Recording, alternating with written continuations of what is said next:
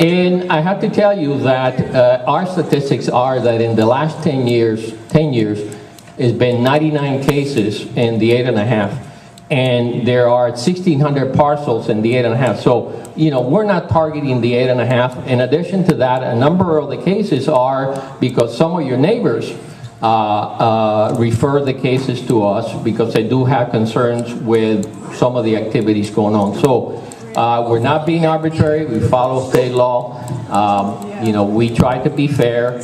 We do this in a professional manner, and unfortunately, these are some of the rules, and wetlands are valuable at all levels of government. The federal, state, and local consider wetlands to be have certain value. Let me finish.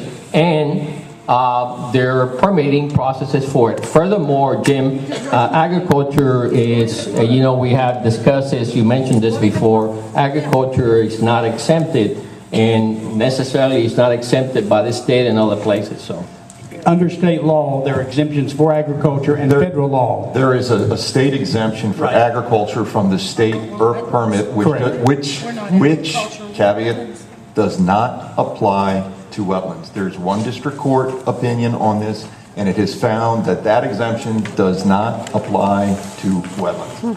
I would, as a non-lawyer, I'll just have to say that I strongly disagree with that. I think that, and I know, Mr. Duval, you've been quite successful, and you have all the resources and power of your office, and with people who don't have a lot of money and a lot of power here. There was a recent wetlands case before the 3rd District, of which this very thing was being argued about the exemption under state law. That's correct. Yes, and that case was settled at the very last moment before the ruling came down. I wish that case had gone forward, because my personal opinion as a non-lawyer is that exemption, which is under federal law, which state law is here as well, even though the county has its own wetlands law. I don't think they do give an exemption in the county, and they do in the state in many places. Well, that was an issue in that appeal, and it wasn't decided in that case, but it was decided by another district court. That's the Duda case. The Duda case. Yes, I know the case. And in Duda 2 or 3, they made the explicit determination that it does not apply to wetlands. So at this point in time, a district court opinion is binding on all the other districts in the state of Florida. Let's go forward. I think we need to go forward. Right. It's too much talk, you know. You make guys, especially Mr. Chief, Mr. Chief Director, make people confused, to be clear. The question was to answer why you don't certify when you sue somebody. That's all. According with the law, because nobody's above the law. To be clear, nobody's above the law. It's a law of God who is super law, and the man's law is the Constitution. And that, not the Constitution like a Bolshevik Constitution. Okay. What we have right now look like. We refer to original Constitution. Because we want to see it's a constitutional law. Thank you. Thank you. That's the first question. I have another question. 3 minutes of 3 minutes. We have to try to do this. I'm very sorry, but we have a lot of people that want to be heard. I'm sorry, I need to get the next person. No, because I found it in the law. This is our Constitution, chapter 24. We will meet with you privately and personally to talk about it, but we have a lot more people that need to be heard tonight. I'm very sorry. Thank you for this opportunity to speak. The people have to voice in this country. That's the whole purpose, sir. We need to... I thank you very much. Thank you. And I wish more like that. I pray for you and I wish blessings, but you see, in the government we have two hands. One which is right, one which is wrong. Referring to Constitution, you know, my case I can declare publicly it's unconstitutional. Thank you. Thank you. Thank you. It's a, they call environmental... Sir, you're taking from other people's time now. We need to have other people come forward. And she will follow up. Their staff will. Oh, thank you. Believe me, I'm disliking my job more and more as time goes by. But we really need to concentrate and focus, and not.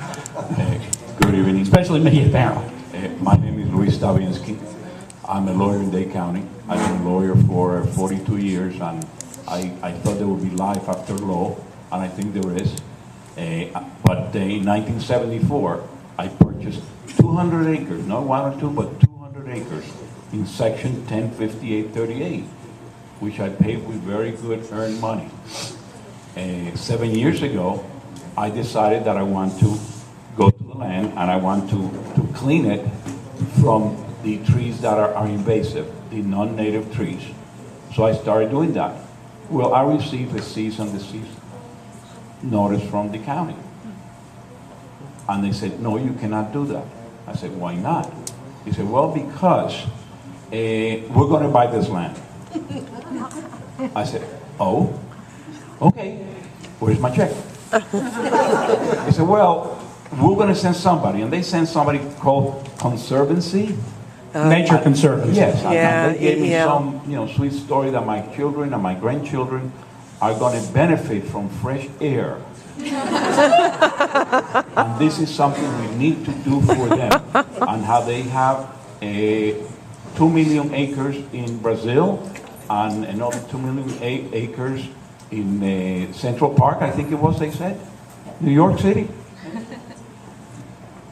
Anyway, I said, well, what do you want to do with this? He said, well, we'll pay you $750,000 an acre. Yeah, I said, why? that's what's been happening. I had put my money in the bank. Today I would have $3 million.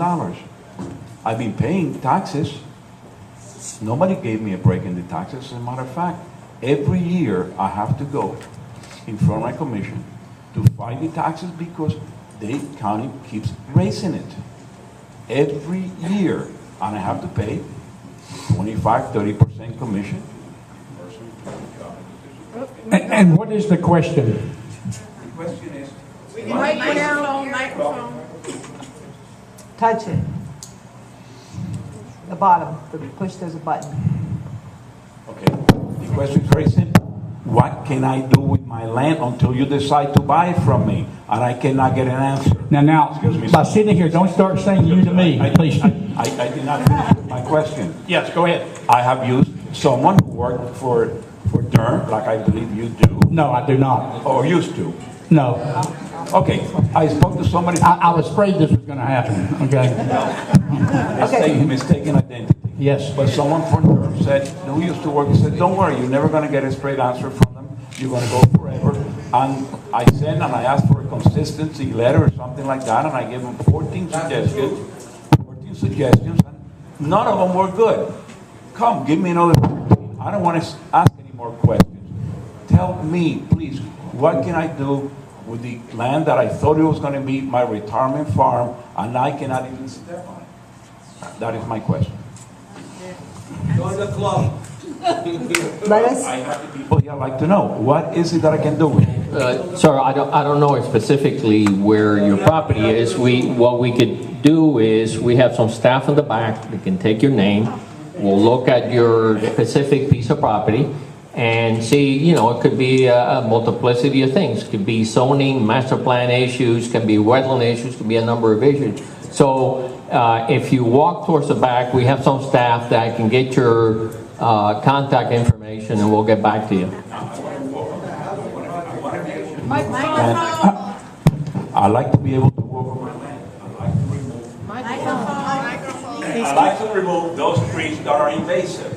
Those that the county code said you cannot grow, that you should be able to get rid of them with no permits whatsoever. Mamaluca, the pepper trees, all of those.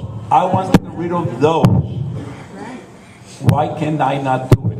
Well, I think maybe you could. We need to see specifically where you are. I mean, what your conditions are. Your department says send me $2,500 and then we'll start talking. Okay. okay, you know what? Yes. We did get an answer. Evan, there's a man back there raising his hand.